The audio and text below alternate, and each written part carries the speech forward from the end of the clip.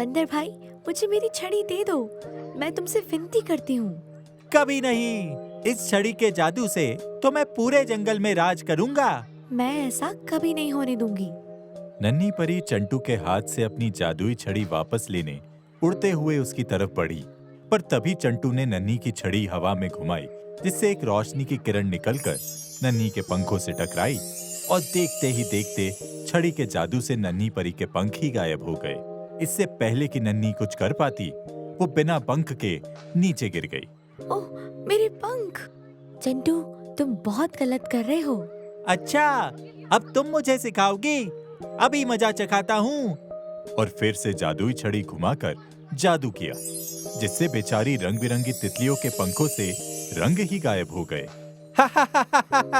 चंटू वहां से चला गया। नन्ही चंटू की तलाश में उसके पीछे चल पड़ी। इधर चंटू नन्ही परी की जादुई छड़ी लेकर जंगल में सबको परेशान करने लगा। छड़ी घुमाकर कभी वो हाथी के दांत गायब कर देता, कभी भेड़िए की पूंछ, तो कभी चिड़ियों के पंख। जंगल में सब उससे डरने लगे और अपनी समस्या लेकर जंगल के राजा शेर सिंह के पास गए और अपनी समस्या बताई। शेर सिंह, चंटू बंदर का कुछ करना होगा। चंटू के पास इतनी शक्तियां कहां से आ गई? उसके पास एक जादुई छड़ी है, जिससे वो बहुत ही ताकतवर हो गया है।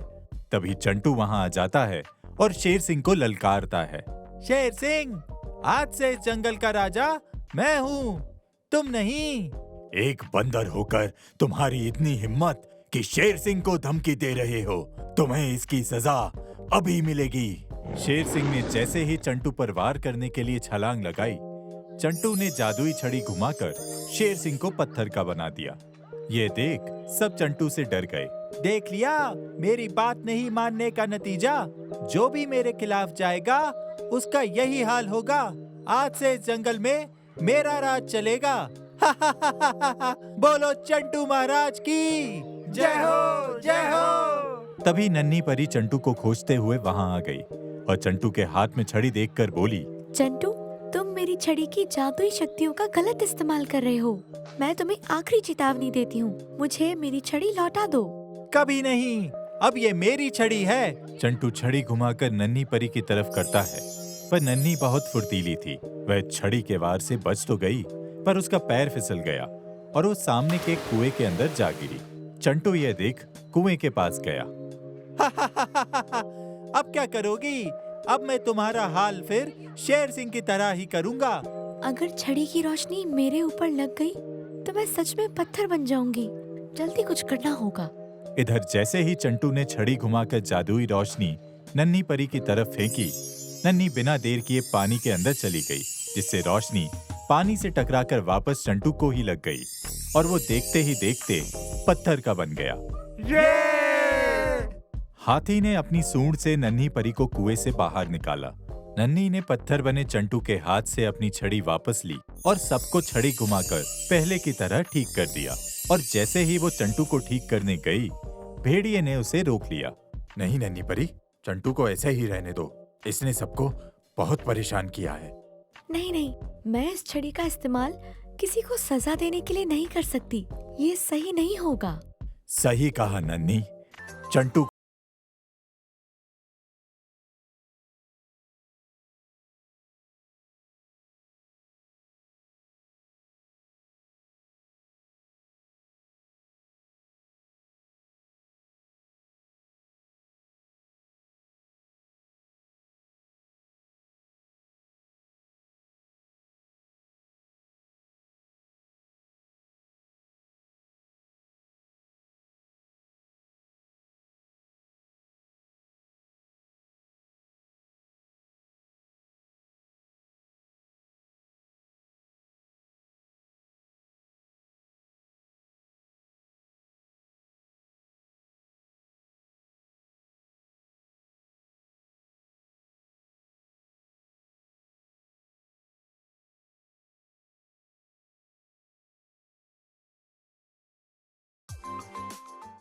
रिंकू एक गरीब और होनहार लड़का था। उसे क्रिकेट खेलने का बहुत शौक था, पर उसके पास क्रिकेट किट खरीदने के लिए पैसे नहीं थे। इसलिए वह खुद के बनाए हुए लकड़ी के बैट से प्रैक्टिस करता था। बहुत अच्छे संतू, शाबाश।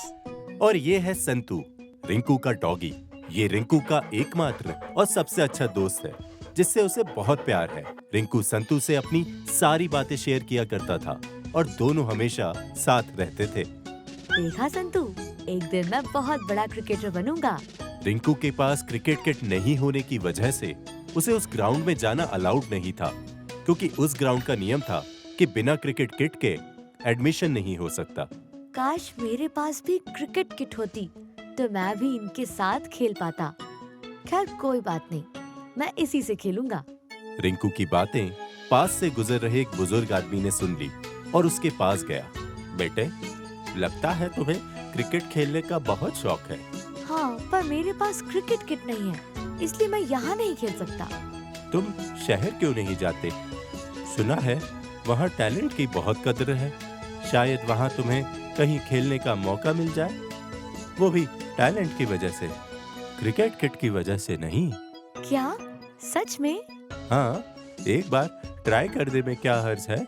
उस बुजुर्ग की बात सुनकर रिंकू खुश हो गया और तुरंत ही संतू के साथ शहर के लिए निकल गया।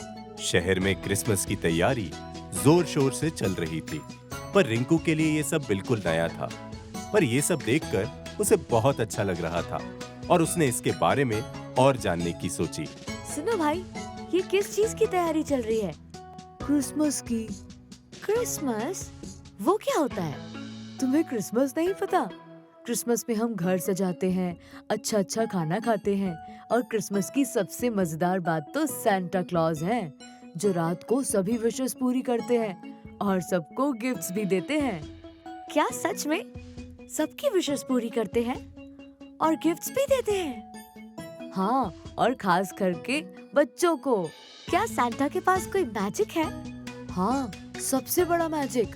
वो रात को अपने रेंडियर वाले स्लेह में आते हैं और अपने मैजिक से सबको गिफ्ट देते हैं, सबकी हेल्प करते हैं। अरे वाह! चलो अब मैं चलता हूँ, क्रिसमस की तैयारी करनी है। Merry Christmas.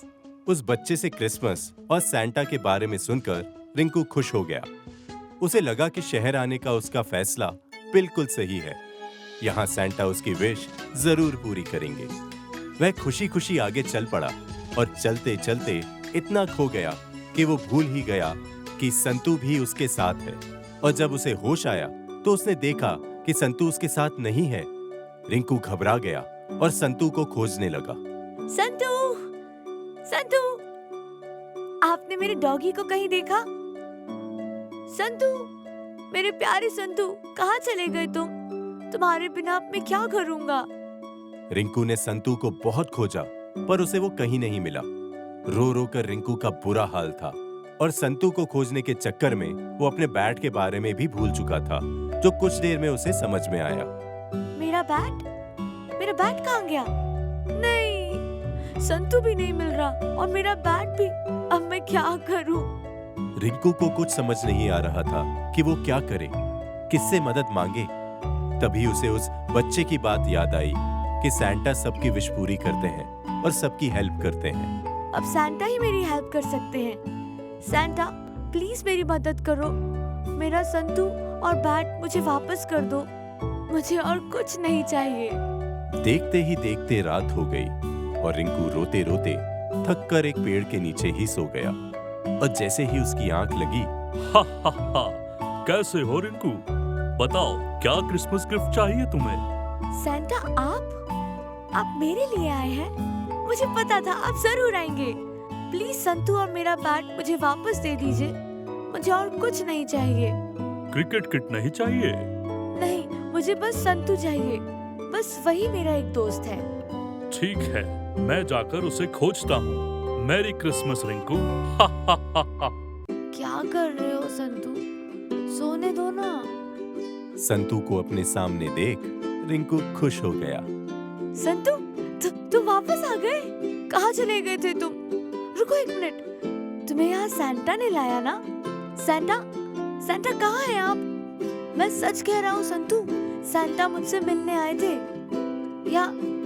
या वो कोई सपना था?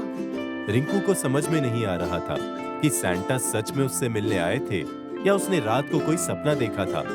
पर जो भी हो, उसे संतू वापस मिल गया था और वो इसी से खुश था, पर उसके लिए एक और सरप्राइज था।